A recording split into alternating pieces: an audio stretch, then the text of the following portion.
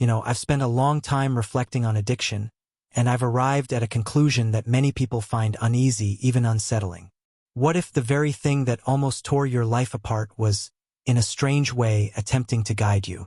I know that sounds irrational, maybe even insulting to anyone who's endured the torment of addiction, but stay with me. What I'm about to say might completely shift the way you understand your own battle. I've come to see that a person struggling with addiction isn't weak, broken, or lacking character. They aren't a failure. In many ways, the addict is a seeker, someone whose inner world is reaching for something beyond the ordinary but searching in the wrong direction. And here's what truly intrigues me. What if your addiction wasn't a punishment? What if it was a calling? What if the universe, God, the divine, or whatever name you give to the source of existence, has been trying to speak to you through this very pain? Today, I want to explore a completely different way of viewing addiction. Not as disease or defect, but as a form of spiritual communication. And by the time we reach the end, you may realize you were never cursed at all. You were being awakened. Our society insists on viewing addiction through the smallest possible frame: sickness, dysfunction, irresponsibility. A person to be corrected, medicated, or fixed treats you like a malfunctioning machine. But this view misses the heart of what's happening. Addiction is often a deeply spiritual crisis disguised as a chemical one. It's a soul rebelling against a life that feels shallow, empty, or disconnected. It's an inner voice crying out for meaning, depth, and connection to something vast and genuine. And when that connection can't be found in normal life, the search becomes frantic, chaotic, and self-destructive. I often say that people use substances in an attempt to recreate a mystical moment through chemicals. You're not chasing a drug, you're chasing transcendence. You're not weak. You simply remember, somewhere deep inside, that life is meant to be more than routine consciousness and surface-level living. The desire itself is sacred. The problem is the path you chose to follow. The drug becomes a false teacher, promising paradise and delivering devastation, offering a moment of unity and then dropping you back into isolation. But even in that, something extraordinary is happening. The consequences you face aren't divine punishment. They're attempts to redirect you. At the core of addiction lies a hunger few truly understand, and it has been misinterpreted for far too long. It's not merely physical craving or psychological dependency. It's something older and deeper, what I call spiritual homesickness. For years, you may have repeated the same story society feeds you. I'm weak. I lack discipline. If I tried harder, I could stop. But that's not the truth. That relentless hunger isn't failure. It's memory. Your soul remembers its true source. You're not craving the substance. You're craving union, wholeness, the end of separation.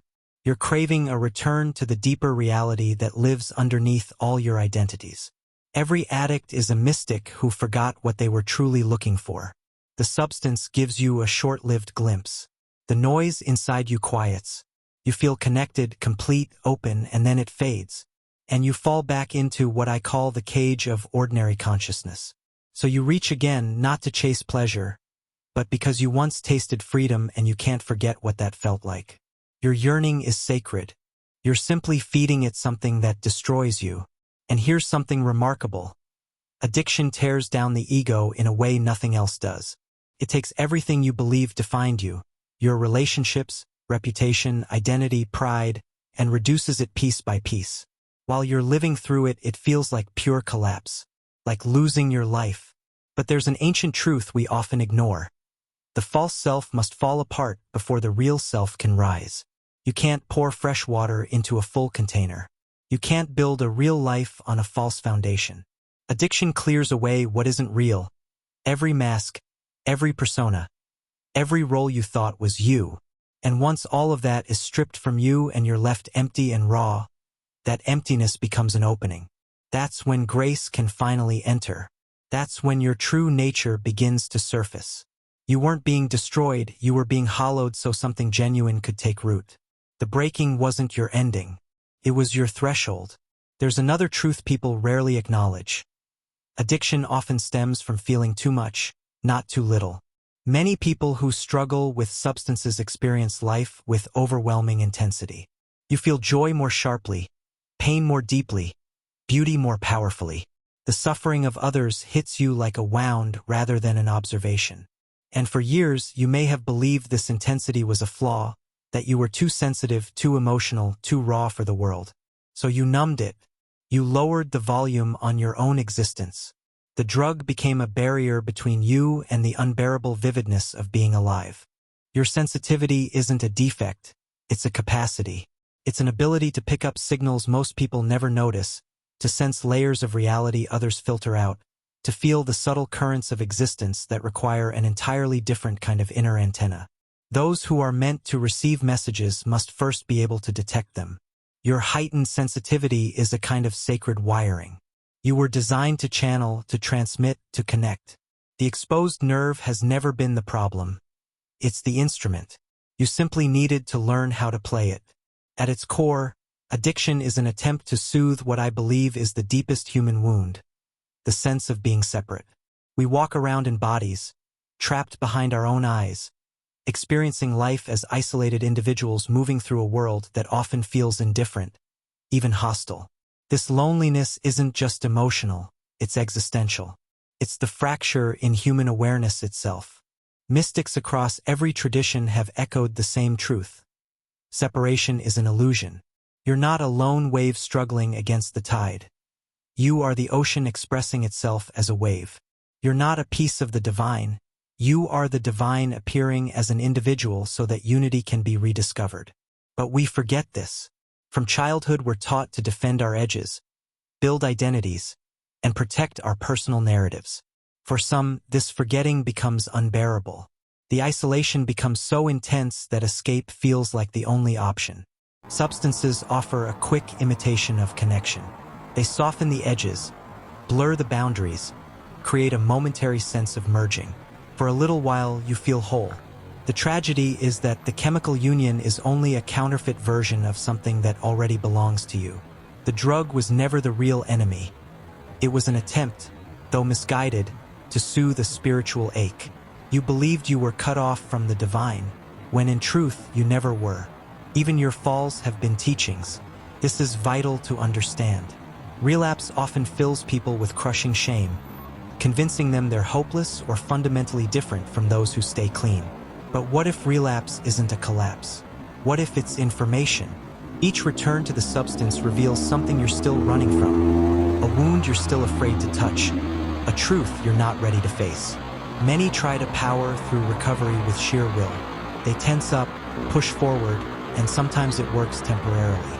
But if the deeper spiritual hunger isn't fed, relapse becomes unavoidable, not from weakness, but because you're trying to heal a soul-level wound with a surface-level solution.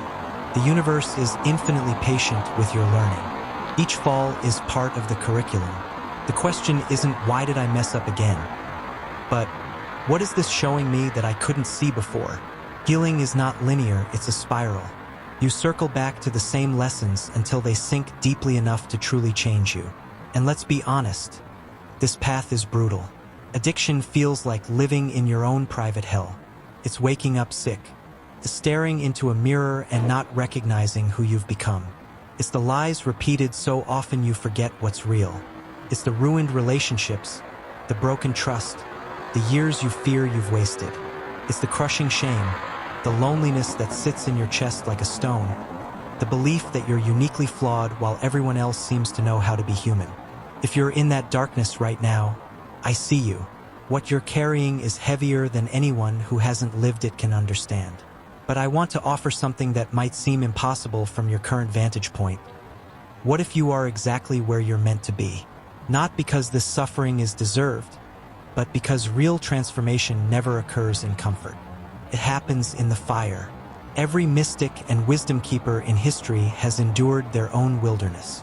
Jesus in the desert, Buddha beneath the Bodhi tree, the dark night of the soul that precedes every real awakening. You must descend before you rise. A pearl forms around an irritation. Gold is purified through heat. Your suffering has not been pointless. It has been shaping you, tempering you, preparing you for something you can't yet see. The ones who are meant to guide others through darkness always walk through it first.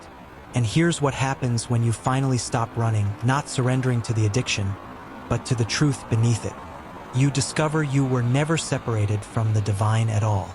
You were the infinite choosing to experience limitation so that wholeness could be rediscovered. The addiction was the alarm clock trying to wake you. Freedom isn't the disappearance of craving, it's understanding it. It's seeing that the longing is for home, for unity, for the dissolving of the illusion of aloneness. You stop fighting yourself. You stop seeing addiction as proof of your brokenness and start recognizing it as evidence of your depth. Your soul refusing to settle for a life without meaning. Something profound shifts. You become a person who can carry the wound differently. Someone who understands that suffering and wisdom are intertwined. The very thing that nearly destroyed you becomes the thing that equips you to help others survive their own storms. The addict becomes the healer. The wounded becomes the wise. The lost becomes the guide. Healing doesn't mean the pain disappears. It means you become the kind of person who can transform pain into purpose. Someone who can look into another hurting soul's eyes and say, I know, I've been there, and there is a way through. This is the hidden gift. This is the light born only from deep darkness. Your story isn't over. It's just beginning to reveal its meaning. If these words reached you, they were meant for you. Not everyone will resonate with this message, and not everyone needs to. It's for those who recognize themselves in it, for those who have walked through fire and wondered why. You're not alone. Those who carry this kind of depth recognize one another instantly. A look in the eyes, a quiet understanding, a compassion that only comes from being shattered and slowly put back together. Sit with these truths. Let them soften something inside you. Let them reshape how you see your journey. Your addiction was not your downfall. It was your initiation. And everything you've endured has been preparing you for something far greater than you can yet imagine. Trust the path, especially when it makes no sense. You were chosen for this, and you are exactly where you need to be.